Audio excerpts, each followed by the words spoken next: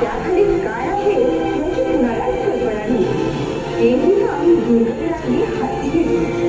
मोठे मोठे पहाड दाखवणारे दगड उचलून ते गायक सुद्धा गडदुष्ट्यांसाठी मोकळे झाले. गडावरती मोहीम आखली जाते.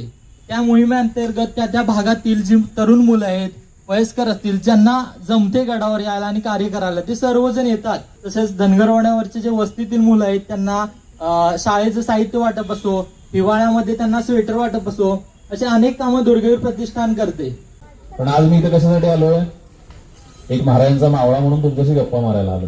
काय करायचं आपल्याला? एआयच्या माध्यमातून महाराजांच्या सोबत बोलण्याचं आपल्याला भाग्य मिळालेलं आहे. आपल्या प्रश्नांना इथे महाराज उत्तरं देणार आहेत एआयच्या माध्यमातून. आता कशात असतं?